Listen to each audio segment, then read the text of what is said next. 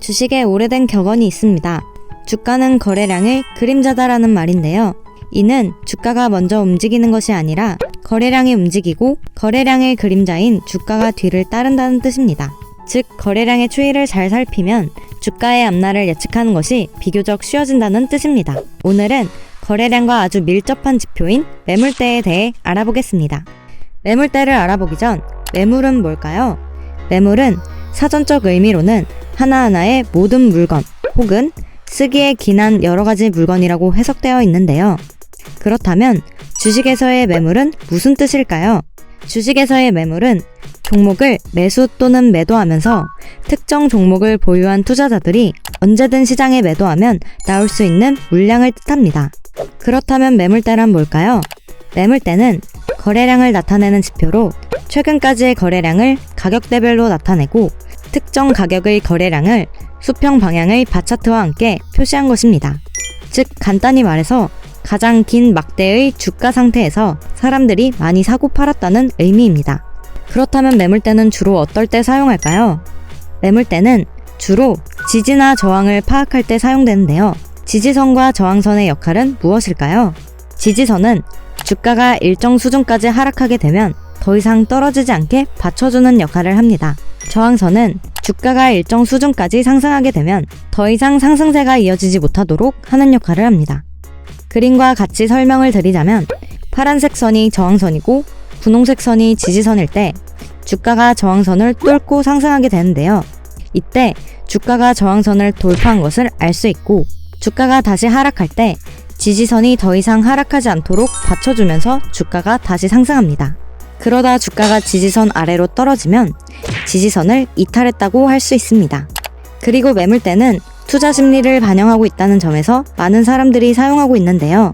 본전을 찾고 싶어하는 사람들의 심리에는 매물대는 저항선으로 작용되고 매수 타이밍을 노리는 사람들의 심리에는 매물대가 지지선으로 작용됩니다. 다음은 매물대의 설정법에 대해 알아보겠습니다. 매물대를 활용하기 위해서는 변수값을 세팅해야 하는데요. 알파스퀘어에서 사용하면 쉽게 세팅할 수 있습니다. 보조지표 버튼 클릭, 설정 톱니바퀴 클릭, 값을 순서에 따라 설정해 주시면 됩니다. 보편적으로 많이 쓰이는 값의 매물대의 수는 12입니다.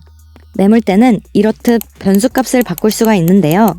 이 변수값은 간단히 막대수가 변경되는 것이라고 생각하시면 됩니다.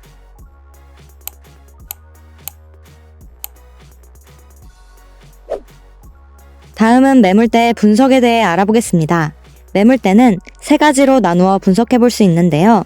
순서대로 거래량, 저항지지, 다른 지표와의 연관성에 대해 설명드리겠습니다. 먼저 거래량입니다. 매물대로 거래량이 적었는지 많았는지 알 수가 있는데요. 우선 핑크색 네모 박스가 거래량을 뜻한다는 것을 알아야 합니다. 정말 간단히 막대의 길이가 길수록 거래량이 많다는 것을 알 수 있습니다. 즉, 차트를 봤을 때 1번의 길이보다 2번의 길이가 거래량이 훨씬 많았다는 것을 알 수가 있죠. 다음은 저항과 지지입니다.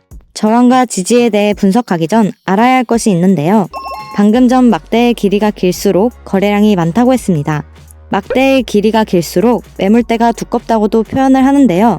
이 역시 매물대가 두껍다는 것 또한 매매가 많이 이루어졌다는 뜻과 같습니다. 또한 매물대가 두꺼울 때 매물대는 강한 지지, 저항선 역할을 합니다.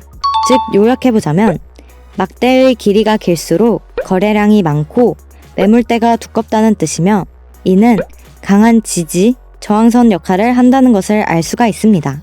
차트를 봤을 때 1번의 매물대 길이보다 2번의 매물대 길이가 훨씬 긴 것을 알 수가 있습니다. 이때 1번 주가의 매물대보다 2번 주가의 매물대가 더 두껍다고 표현할 수 있습니다. 1번 매물대보다 2번 매물대가 더 두꺼우니 2번에서 매수 매도가 더 많이 일어났으며 2번의 매물대는 강한 저항선, 지지선 역할을 할 것이라는 것을 알 수 있습니다. 매물대가 저항선 역할을 할 때 예시를 들어보겠습니다. 본전을 찾고 싶어하는 사람들의 심리에서는 매물대는 저항선으로 작용된다고 말했었는데요. 매물대를 보시면 오른쪽 끝에 매물대가 저항선 작용을 한 것을 볼 수가 있습니다. 내가 노란색 부분의 주가에서 매수를 했다고 가정했을 때 주가가 떨어지게 된다면 매도하지 않고 버티게 될 것입니다.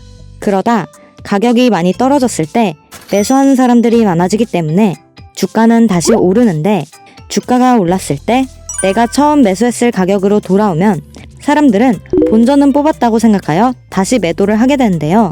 그때 가격이 또다시 하락하게 되는 것입니다. 다음은 매물대가 지지선 역할을 할 때 예시를 들어보겠습니다.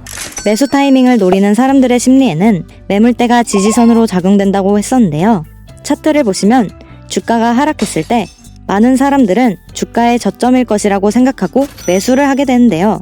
매수한 사람들이 많으면 주가는 오를 것인데, 그때 매물대 역시 지지선 역할을 하고 있기 때문에 더욱더 주가가 오를 것이라고 짐작할 수 있습니다. 실제로 매물대 지지선 부분에서 주가가 지지를 받고 가격이 상승한 모습을 볼 수 있습니다. 다음은 다른 지표와의 연관성에 대해 설명드리겠습니다. 매물대는 다른 지표 중에서도 이동평균선과 함께 쓸 때 신뢰도가 더 높아지는데요. 이동평균선에서도 지지선과 저항선을 확인할 수 있기 때문에 매물대와 이평선이 같은 지점에서 지지 혹은 저항이 파악된다면 단독으로 봤을 때보다 신뢰도를 높일 수 있기 때문에 함께 사용하면 효과적입니다. 이동평균선 지표를 좀 더 자세히 알고 싶은 분들은 오른쪽 아이카드를 클릭하여 이동평균선 지표에 대해서 공부하실 수 있습니다. 다음은 매물대의 활용법에 대해 알아보겠습니다. 추세매매와 호가창 두 가지가 있습니다. 먼저 추세매매입니다.